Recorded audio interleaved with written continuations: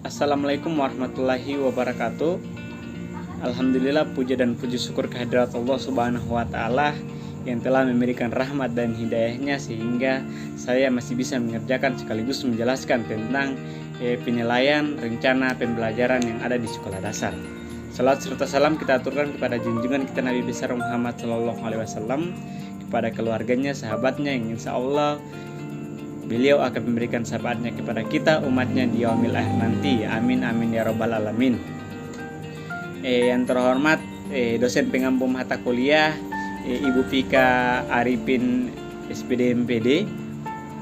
Yang terhormat juga keting kelas A Mr. 4 dan teman-teman yang saya cintai yang lebih khususnya yang menonton video ini.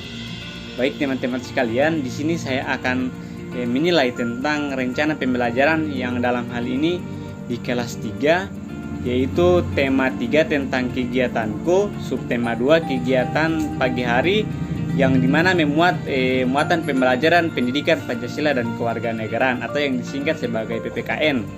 Nah, kemudian dia meringkup dalam pembelajaran 3 dan alokasinya waktu 1 kali pertemuan yang dalam hal ini 1 kali 35 menit. Nah, ini adalah kompetensi inti yang telah saya susun yang berada di kelas 3. Nah, kemudian ini adalah kompetensi dasar sekaligus indikator pencapaian kompetensi. Nah, yang pertama itu indikator pengetahuan yang saya ambil yaitu 3.1 mengenal simbol sila-sila Pancasila. Nah, jadi indikator pencapaian yang pertama yaitu membaca simbol sila-sila Pancasila yang pada lambang Garuda Pancasila. Nah, setelah mereka membaca, kita masuk ke 3.1.2 yaitu mengenal simbol-simbol Pancasila. Nah, setelah mereka mengenal, pencapaian selanjutnya yaitu menganalisis simbol-simbol Pancasila. Nah, kemudian masuk ke keterampilan. Nah, keterampilan di sini yaitu menceritakan simbol-simbol Pancasila, di mana sebelum mereka menceritakan, mereka menempatkan dulu atau menghubungkan simbol-simbol Pancasila. Nah, kemudian kita masuk ke tujuan pembelajaran. Nah, tujuan pembelajaran di sini adalah turunan dari indikator yang telah saya susun tadi. Nah, kemudian materi pembelajaran. Nah, di materi pembelajaran ini saya mengambil materi pembelajaran simbol-simbol yang ada di Garuda Pancasila. Nah, kemudian metode dan model dan pendekatan. Nah, metode yang saya gunakan itu yang pertama itu tanya jawab, kemudian penugasan, dan yang terakhir yaitu ceramah. Nah, kemudian model pembelajaran yang saya ambil yaitu cooperative script. Kemudian pendekatan yang saya gunakan kepada siswa yaitu scientific. Nah, kemudian media dan sumber belajar. Nah, media yang saya ambil yaitu web. Nah, jadi web ini tampilannya itu saya telah buat, webnya itu saya sudah buat, tinggal saya akan gunakan pada saat pembelajaran nanti. Jadi web ini itu akan sinkron dengan pembelajaran yang saya akan sampaikan tadi, gitu. Jadi ini adalah model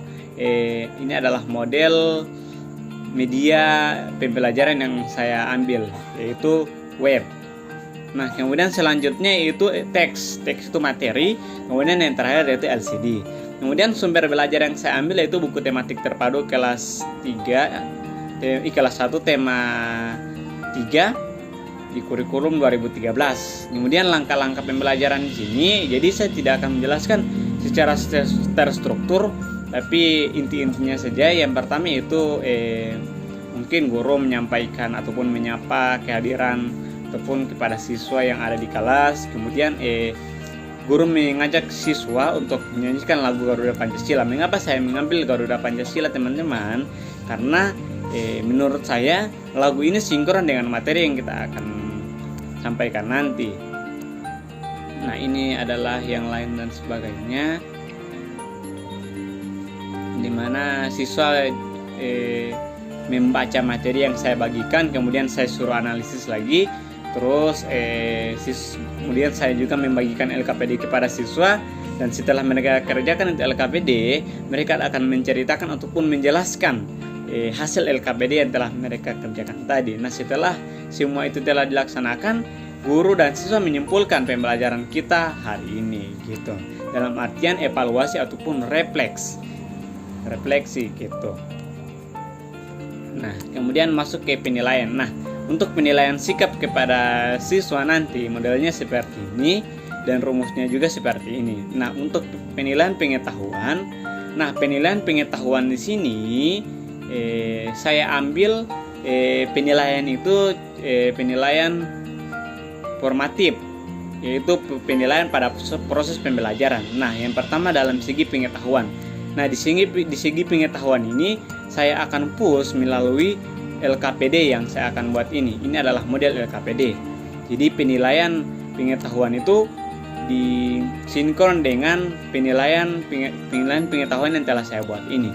Kemudian terkait dengan keterampilan. Nah, di keterampilan ini setelah siswa mengerjakan LKPD yang telah saya perintahkan tadi, nah, setiap siswa menjelaskan apa ataupun tugas yang telah mereka kerjakan tadi. Mereka mereka jelaskan ataupun ceritakan kepada teman-teman lainnya di depan kelas gitu. Rumusnya juga sama, nilai akhir sama dengan jumlah skor kali 100 per jumlah skor maksimal. Nah, ini adalah bentuk LKPD saya. Jadi bentuk LKPD saya ini ya teman-teman bentuk individual, karena model pembelajaran yang saya buat juga itu individu gitu. Kemudian ini adalah kunci jawabannya. Nah, kunci jawabannya di sini kunci jawaban yang sinkron dengan LKPD. Jadi setelah saya buat LKPD, jadi saya buat juga kunci jawabannya. Nah, kemudian ini lampiran materi ataupun bahan ajar. Jadi gini teman-teman, ini apa? Materi saya sangat sedikit karena berhubung saya kan mengajar kelas 1.